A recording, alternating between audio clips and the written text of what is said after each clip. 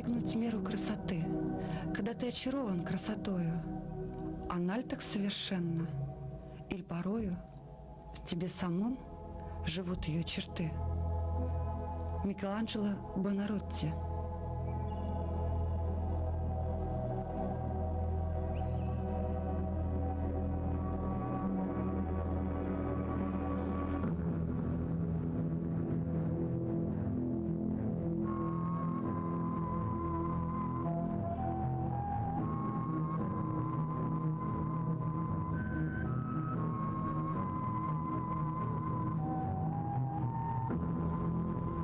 Здравствуйте. Мы уже давно привыкли к таким словосочетаниям, как наше непростое время, наше трудное время. А если задуматься, бывают ли вообще легкие времена? Практически каждый человек окружен ежедневными заботами, проблемами, всевозможными катаклизмами, если не природными, то общественными или личными. И, наверное, важно, несмотря ни на что, научиться не выживать, а жить в своем времени, найти свою точку опоры. Кто-то находит ее в высоких мечтах и устремлениях, кто-то в любимой работе, в творчестве. Американский писатель Ирвин Стоун свой роман о жизни и творчестве скульптора эпохи Возрождения Микеланджело назвал «Муки и радости». Действительно, творческий труд – это, как правило, мучительный процесс. Но плоды этого труда дают несравнимую ни с чем радость и самому Творцу, и его поклонникам. Сегодняшняя наша программа полностью посвящена людям искусства, профессионального и самодеятельного. И сейчас я предлагаю вам оставить на время ваши заботы и проблемы и вместе с нами прикоснуться к радости творчества.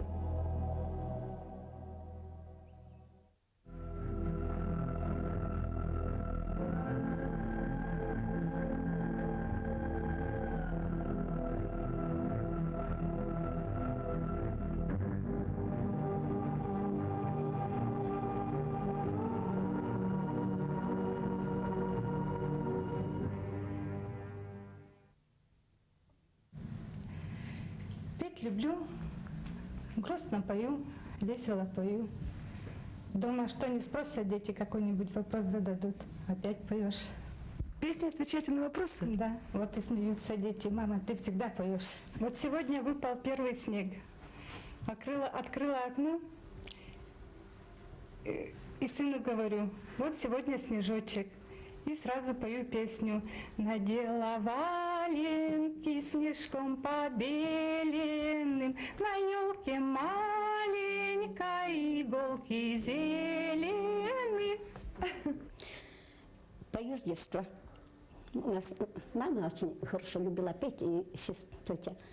И я уже между ног ходила, я уже пела, я подпевала мамины песни 16. Ну и тут мы, как учительский ансамбль, поем уже 19-й год, да? А как хор, тоже вот так, сплоченный хор, 16 лет, 17. Ну, тоже как одна семья. Хор это уже так, идешь как уже долг, надо идти. Петь надо. Когда на душе грустно, пою, возле печки пою грустные песни. Когда весело, веселые песни пою. Я рабочая цеха лесопиления. Работаю уже 12 лет на этой работе. Работа очень тяжелая, однотонная. Домой приходишь, дети тоже всю жизнь отнимают. И когда вот стала ходить сюда, я ходить стала в цех, в хор недавно, очень мало хожу. Но вы знаете, приходишь, попоешь, как будто камень с души падает. Так легко становится, так приятно, аж все вокруг освещается. Очень хорошо, нравится мне ходить в хор и просто души не чаю в этом хоре.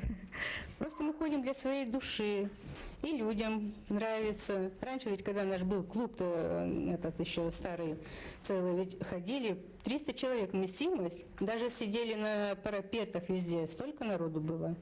И везде мы выступали в городе, и в драмтеатре, и в муз-театре, и в филармонии, и обкоме профсоюза нас всегда приглашали. А сейчас мы забытые всеми, никому не нужны, кроме вот профилактории, и еще ездим вот к этим дом престарелых. Именно сегодня хор под ласковым названием «Сударушки» дает концерт профилактории, на который пригласили и нашу съемочную группу. И пока участницы хора готовятся к выступлению, я хочу немного рассказать об этом, в общем-то, уникальном самодеятельном коллективе. Существует он вот уже 17-й год. В репертуаре хора прекрасные народные песни. Любопытно то, что хор интернационален по своему составу. В нем поют русские, коми, украинцы, белорусы, немцы и молдаване. Поэтому песня любого народа нашей исторической многонациональной России может найти в репертуаре хора свое достойное место. А участницы хора – люди разных профессий. Есть здесь и учителя, и медсестры, рабочие и телеграфистки, много и пенсионерок. И, конечно, душа коллектива – это его руководитель Вера Владимировна Цыкина, директор Максаковской детской музыкальной школы.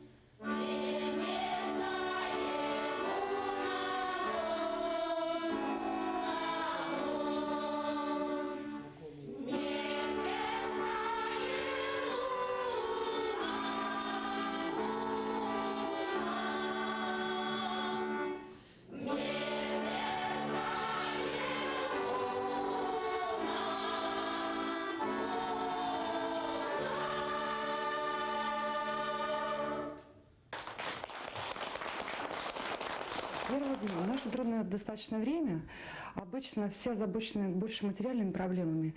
И мало кто верит, что люди способны на то, чтобы приходить после работы на репетиции, на концерты. И за это, насколько я знаю, они не получают деньги. То это на самом деле самодеятельность. Это так? Это совершенно так. Это просто однозначно так. И вы даже можете спросить об этом у наших женщин. У любого жителя поселка можете спросить. Это совершенно самодеятельный коллектив, он бесплатно выступает и поет для души и для жителей поселка, и для города. Как вы думаете, почему? Я думаю, что, видимо, так устроена душа человека, что даже в трудные времена, даже когда не платят деньги, когда не получают люди деньги месяцами, и когда очень тяжело на душе, все равно душа человеческая требует пения. Так устроен человек. В нашу тяжелую жизнь какая-то отдушина должна быть. То, что мы здесь получаем как раз. Это отдушина, какой-то душевный покой. И успокаиваемся после трудной работы школьной. Я здесь не так давно, 2 года почти. Хотя женщины уже по 16 поют. Но без хора я сейчас не могу просто. Это как неотъемлемая часть моей работы сейчас. Скучно даже без хора. В понедельник уже ждешь это 6 часов, в четверг тоже уже ждешь это 6 часов. Как-то уже не хочется даже дома сидеть. На следующий день прихожу на работу, особенно когда мы выступаем в профилактории, такие благодарные, такие радостные, все поздравляют. И я получаю от этого радость тоже. Когда мы поем песни, как-то переживаешь с этим содержанием песни. Потом поем песни, мы приносим ведь людям добро. И когда у нас концерт получается хороший, мы идем такие воодушевленные, такие окрыленные, что хочется на другой день выйти на работу и работать на своем месте уже в полной силе. В общем, силу дает хор. Знают и любят свой хор жители поселка Максаковка. Поселка, построенного под Сыктывкаром в основном руками так называемых спецпереселенцев, не по своей воле оказавшихся в коме края. Многие максаковские немцы уже уехали на свою давнюю-предавнюю историческую родину. И сейчас бывшие участницы хора «Сударушки» шлют из Германии письма, открытки, подарки для своих подруг-сударушек. А весной приглашали приехать с концертами в Германию на ежегодную встречу землячества русских немцев. Сейчас, увы, без финансовой поддержки со стороны гастрольные поездки почти невозможны. А в свое время хор с большим успехом давал концерты на Ударе, в Усогорске и в других районах Республики Коми. Хотелось бы, чтобы выступление этого замечательного коллектива увидело как можно больше людей. Я сама получила истинное удовольствие от концерта, который мы снимали на видеопленку. Но, увы, никакая телевизионная запись не сможет передать той атмосферы, которая царила на этой небольшой импровизированной сценической площадке.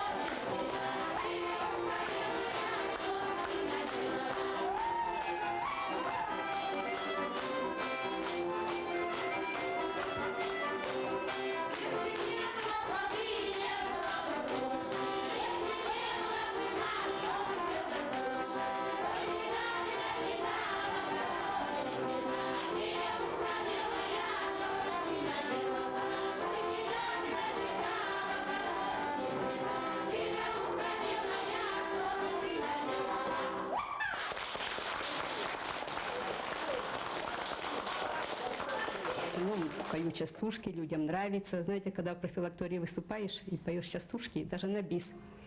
Потом встречаются женщины в магазине или где вот отдыхающие говорят: спасибо вам большое, миленькая, так хорошо поете, так хорошо поете. Прямо узнают на улицах? Да, да, узнают на улице, в магазин. Вот пошла как-то, и женщины с профилактории отдыхающие встретились, смотрят так на меня. И говорят: это вы пели частушки вчера? Я говорю: да. Миленькая, большое тебе спасибо. Как ты хорошо поешь, как хорошо поешь. Вот такое бывает даже. И на душе, конечно, И приятно, на да? душе, знаете, приятно, приходишь домой, такая радостная, иной раз там голова болит или что-то, думаешь, ну не пойду сегодня на репетицию. Нет, вроде бы что-то вот тянет, толкает. Даже внук со мной часто ходит, уже понедельник, или: бабушка, идем на репетицию сегодня? Идем. Бабушка, там Мурьямоль по радио поют, надо записать тебе. Нет, Артурчик, не надо, мы уже знаем эту песню. Вот бывает, часто ходит со мной внук, знаете, очень, как говорится, а с песней и частушкой проживем мы дольше. Кто не пляшет, не поет, ох, как потом спохватится. Пока здоровье есть, будем ходить, потому что без песни как-то привыкли уже, нельзя жить. Ну, вся одна дружная семья. Песня продлевает жизнь, да? Вот я пою, продлевает это мне жизнь. Это у меня отдушина, я прихожу сюда, женщин вижу, я уже без них не могу. Мне нравится наш коллектив. Вот, я благодарна, что у нас хор есть, что никто не расходится, все поют и поют, никто не уходит. Все праздники отмечаем, все дни рождения, все праздники. Это же радость для всех нас, в том числе и это как одна семья. Дома сидеть скучно, что? Очень нравится, всю жизнь пою на сцене с детства, так что продолжаю до конца. Говорят, что хор очень сплачивает людей. Да, очень сплачивает. Мы так уже сдружились, что уже не можем друг без друга. Хочу поздравить нашу Яну Николаевну. Любой юбилей – это чуточку грустно, ведь этой жизни уходят года. Но если года эти прожиты славно, об этом не надо жалеть никогда. В торжественный день юбилея хотим от души пожелать радости, счастья, добра, чтоб даже с седой головою душа молодою была. Яна Николаевна. Поздравляю вас. У Веры Ивановны Карпаневой, старосты хора, сегодня приятная миссия – вручение подарков аж 4 именинницам. По секрету мне рассказали, что раньше Вера Ивановна имела нехорошую привычку опаздывать на репетиции хора. И вот тогда ее решили выбрать старостой и возложить на нее все организационные вопросы. Почувствовав такую ответственность, с тех пор Вера Ивановна никогда не опаздывала на репетиции. Надо сказать, что в наши совсем непростые времена сударушки не унывают. И даже когда несколько лет назад, после одной из бурных дискотек, сгорел Максаковский поселковый клуб с прекрасным залом для выступлений вместе с костюмерной, с нарядным сценическим гардеробом сударушек, это не стало поводом для развала коллектива. Болезни старят и беда. Так пусть минуют все невзгоды, тебя, родная, навсегда. Здесь вон цветочки и фонарик. Пусть дорожку освещать вам на работу. Я скроила все костюмы, все мы одевались красиво, но у нас клуб сгорел. Вот. И мы все равно, наши учителя есть, по ним все поддержали. У нас Надежда Николаевна говорит: все равно будем ходить, уж ничего одевать. Мы из старых заново шили юбки и пришли все равно выступать. Oh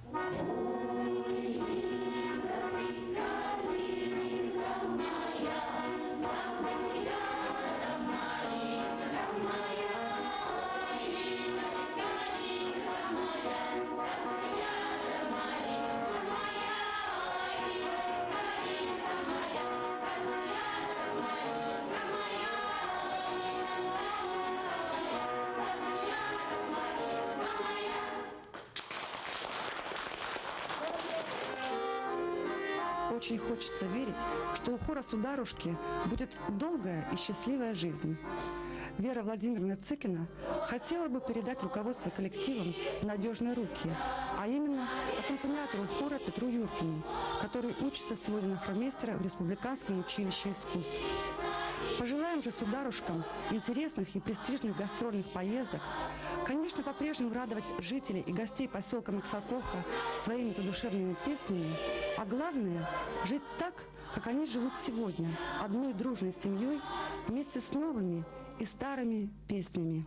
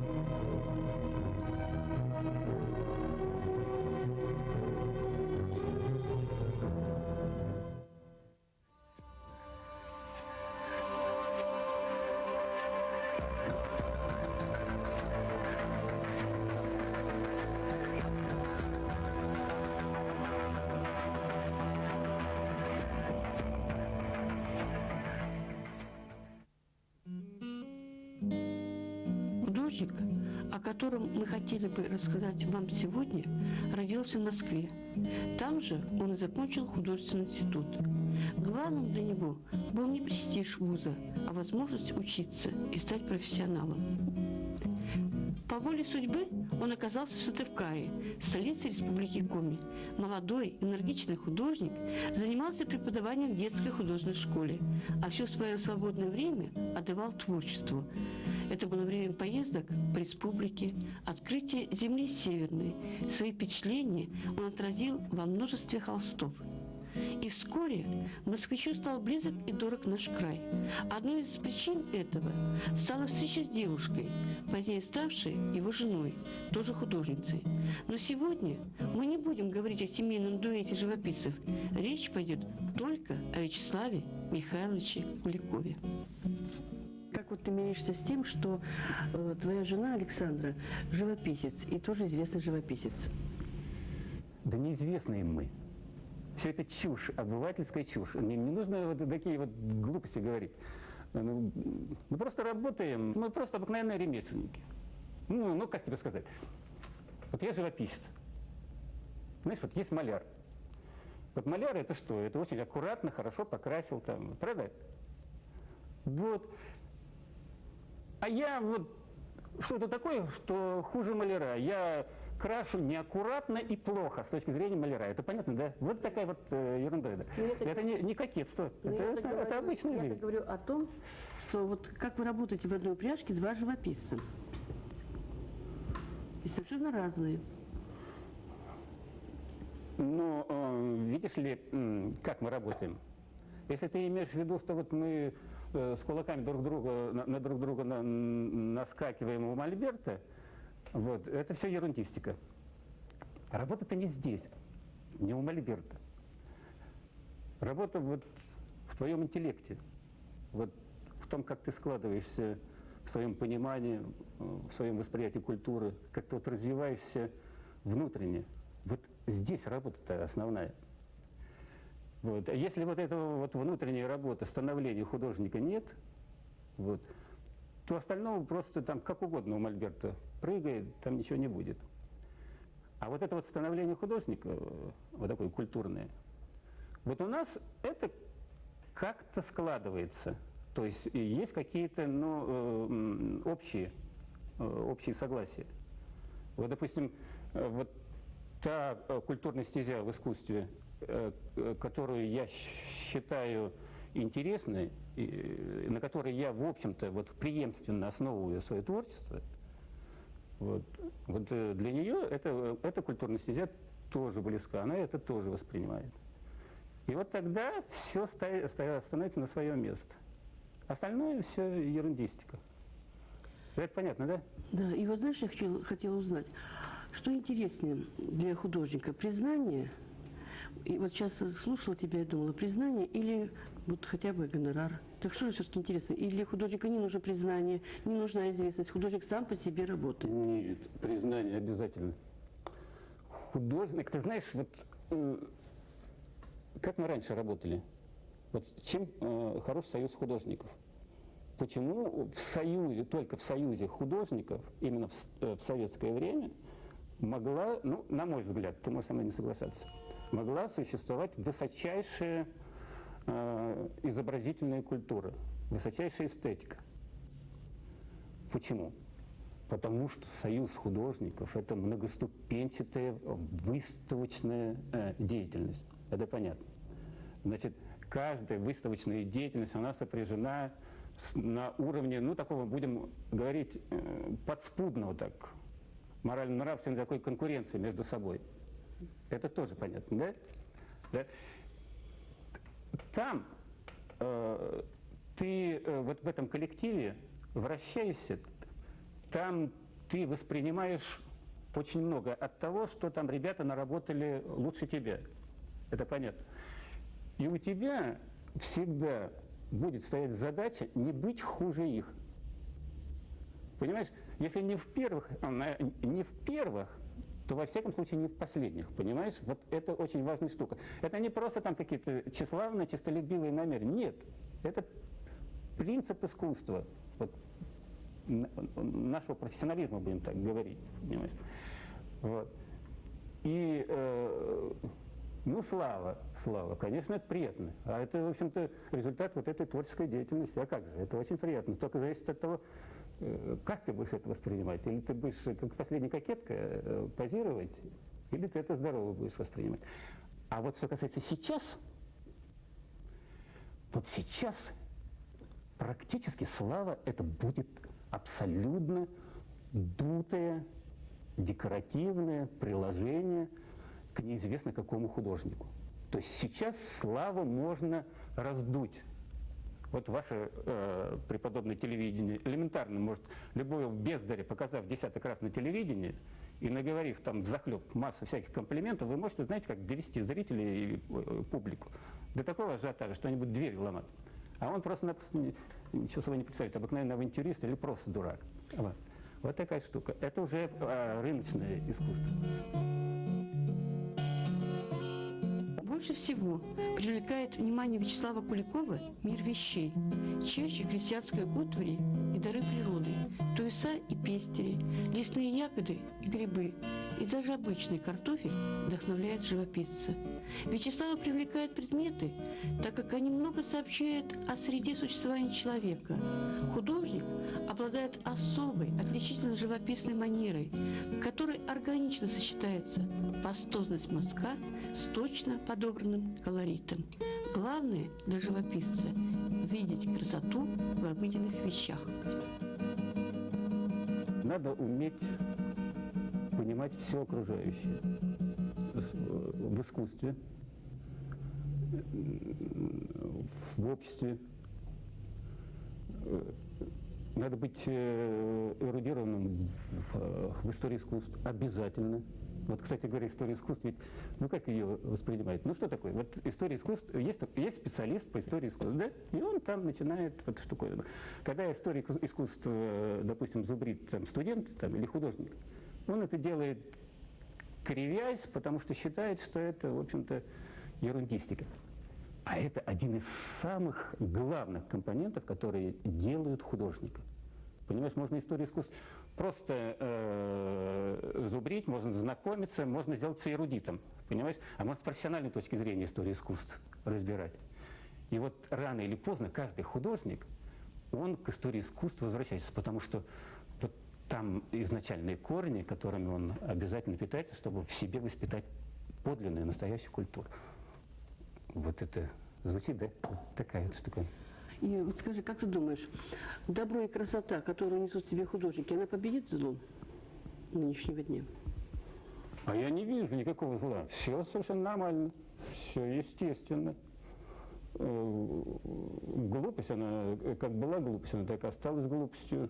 Все разумное, как было разумным, так и осталось разумным. Но, правда, люди переполошились. Что-то там кудахчут там. Конечно, есть какие-то там элементы, когда ты чувствуешь, что у тебя денег не бывает там или еще чего-нибудь. А так, в принципе, по-моему, никаких страстей вообще-то, вот я имею в виду, не должно быть. В принципе, ну как зло? Зло, оно ведь, когда зло бывает? Ну вот когда у тебя сознание слабенькое, когда ты где-нибудь вот таким молодым, когда у тебя все прет по Фрейду, понимаешь ли? Ну, я имею в виду злом, там, значит, вот секс, там, жажда крови, жажда там вот каких-то экстравагаций, это понятно, да?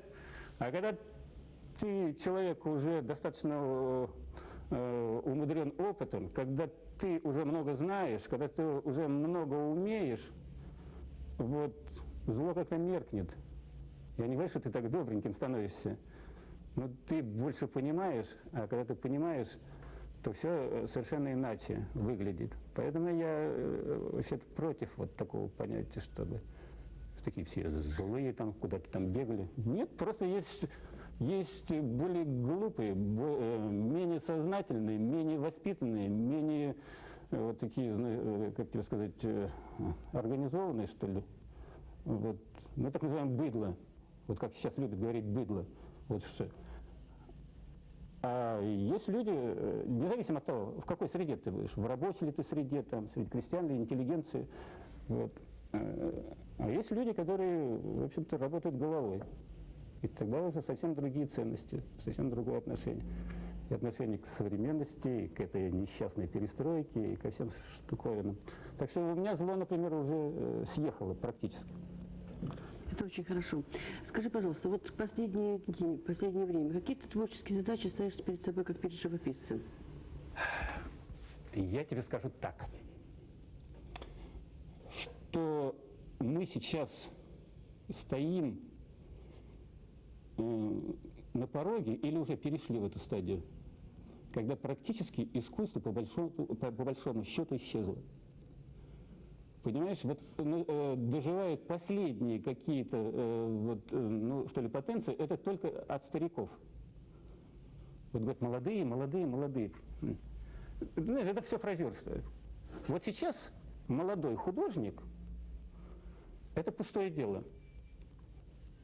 Он не сложился ни эстетически, ни культурно, потому что среды нет.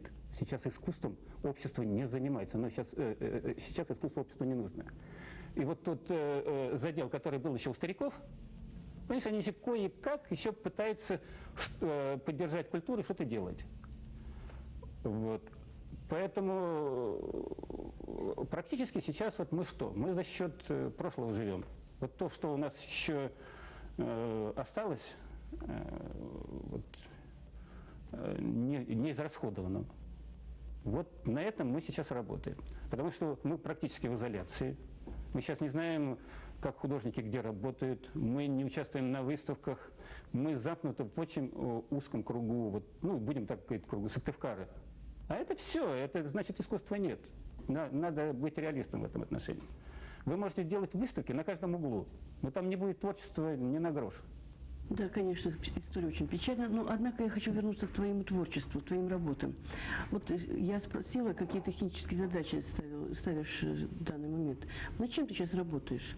Ведь вот ты сейчас наговорил столько много печального, а твои работы, смотри, какие светлые, чистые, звонкие. То есть ты несешь все-таки радость своим творчеством. Ну какая радость, видишь, в чем дело? Это такое, как тебе сказать, первичная радость, такие, знаешь, дикие эмоции животные, очень ярко, жизнеутверждающие, значит, это лезешь, там цветы, там еще что угодно.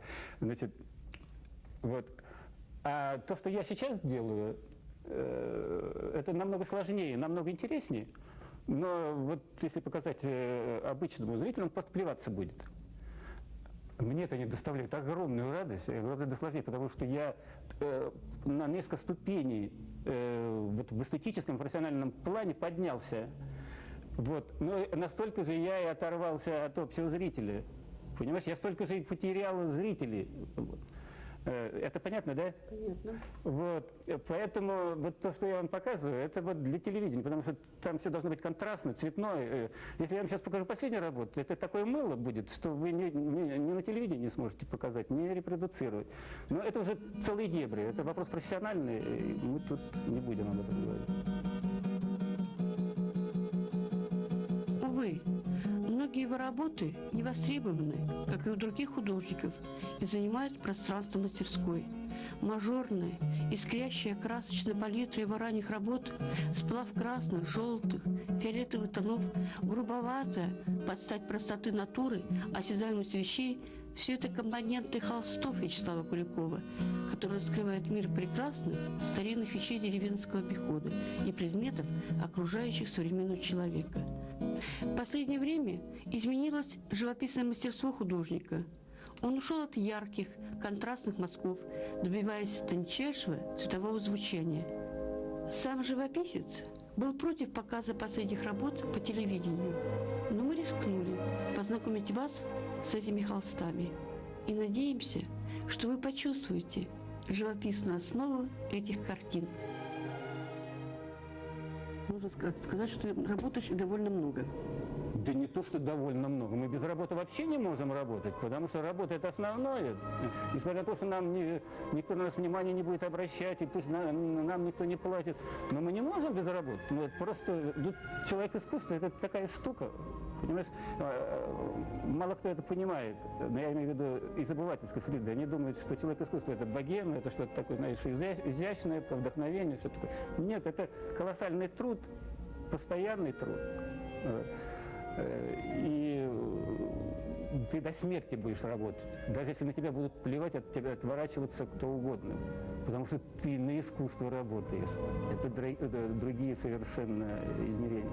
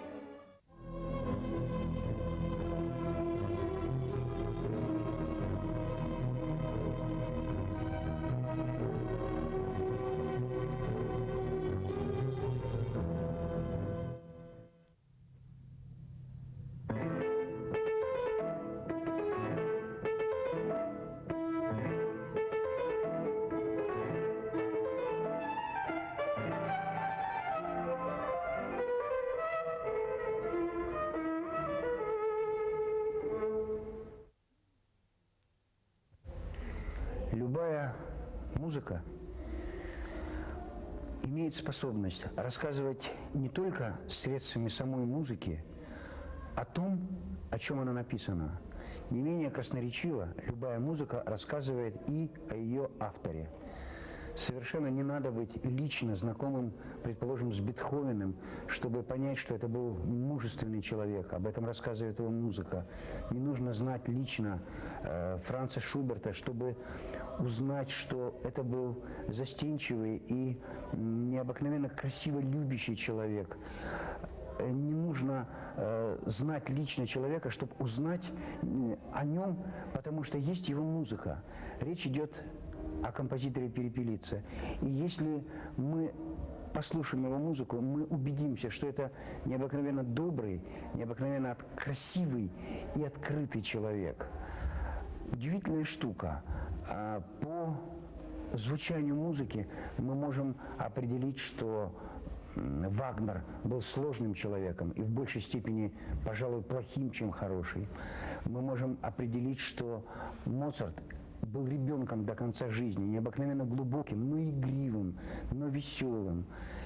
И когда я впервые услышал, скажем, музыку Чисталева, не знающую ее самого, я составил о нем впечатление как об очень чистом и немножко лукавом человеке.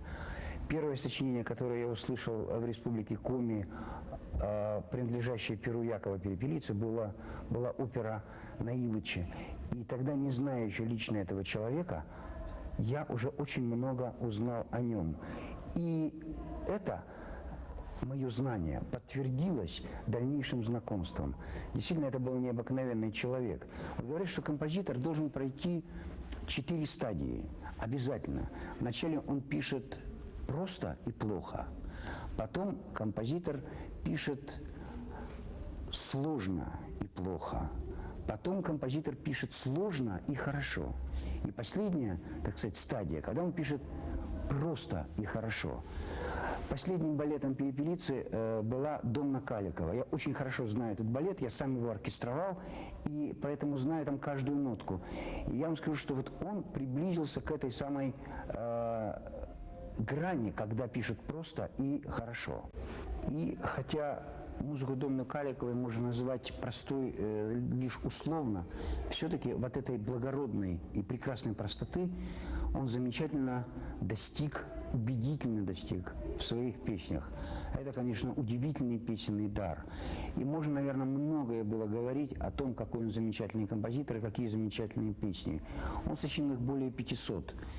Очевидно, останется 8, 9, 10 песен. Это очень хороший процент, это замечательно. Ведь если Моцарт написал 700-800 произведений, ведь звучит-то всего 40, может быть, 45 произведений постоянно. То есть вот это очень хороший процент. Эти песни всегда будут любимы в республике.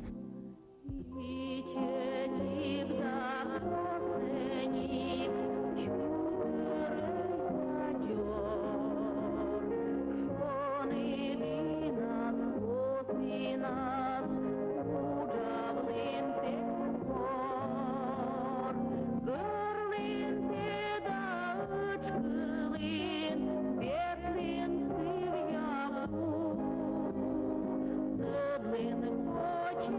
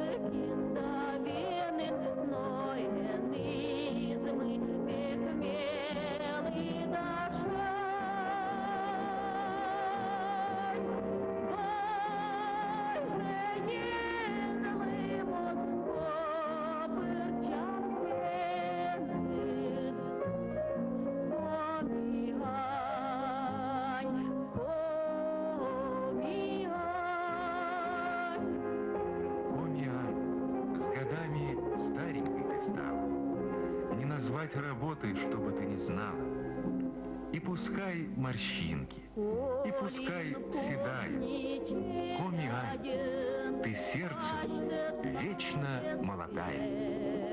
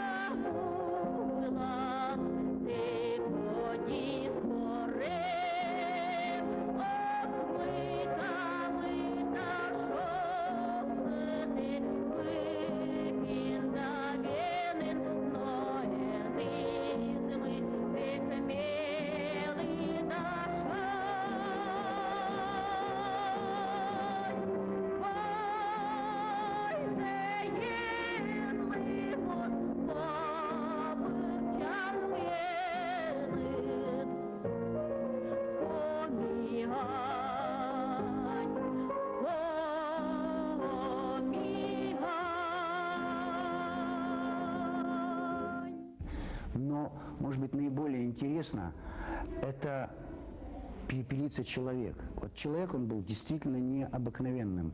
Я не встречал никогда людей, которые вот до такой степени могут все. Я, вообще говоря, даже и не знаю, что он не умел.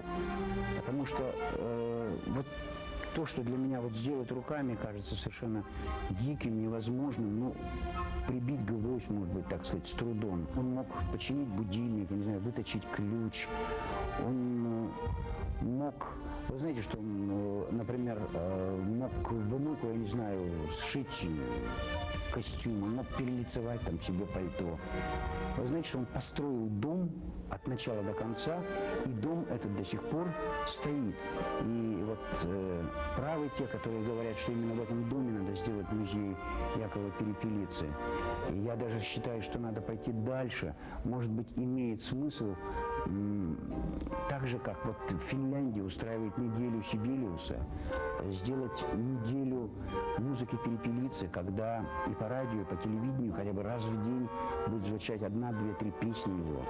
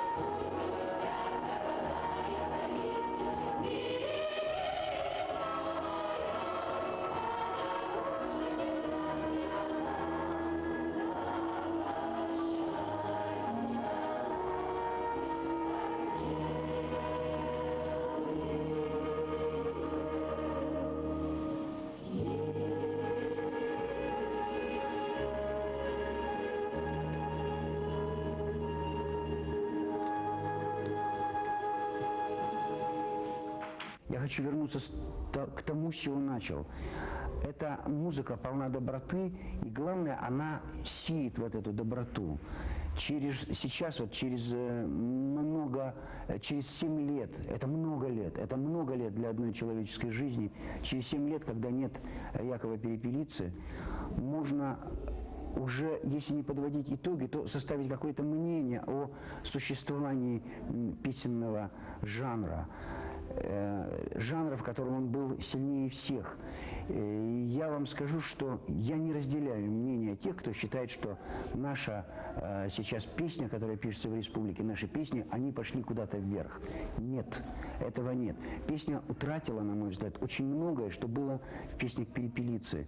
Я бы ее назвал вот эту черту благородством музыки. И мы очень много в последнее время кичимся тем, что но зато у нас там фольклорные истоки. Уверяю вас, их не меньше, этих фольклорных истоков, и в музыке Якова Перепелицы. Но за каждой песней, за каждой нотой, которую написал Яков Перепелица, стоит громадный слой культуры, который мы часто не ощущаем, каковой мы часто не ощущаем вот во многих песнях, которые пишутся сейчас. И я думаю, что вот эта вот неделя музыки Перепелицы сыграла бы роль не только для публики, которая становилась бы добрее, слушая его музыку, а и для многих композиторов, которые слушают эту музыку. И вот в концерте, который прошел в памяти Перепелицы, мне запомнился один момент. Вот режиссер этого концерта сумел поймать кинокадр, стоп-кадр, где Перепелица так чуть полуоборота смотрит на нас. Вот я так сидел, что он смотрел прямо на меня. Я клянусь вам, что у меня вот просто комок подкатил к горлу, и вот глаза защипало. Он смотрел, это одна из последних съемок, Яков Сергеевич, он смотрел таким невыразимо грустным взглядом, вот как будто прощался с нами. И в этом взгляде я читал и легкий укор, что мы в нашем искусстве развиваемся сейчас немножко не так, не так, как должно бы это быть. Ну, понятно, наша жизнь, так сказать, несколько перекосилась, но ведь что бы ни происходило, культура все равно должна основываться на каких-то лучших, на самых прекрасных, на самых возвышенных образцов. И вот именно таким замечательным возвышенным образцом всегда был и останется для многих из нас Яков Перепелица.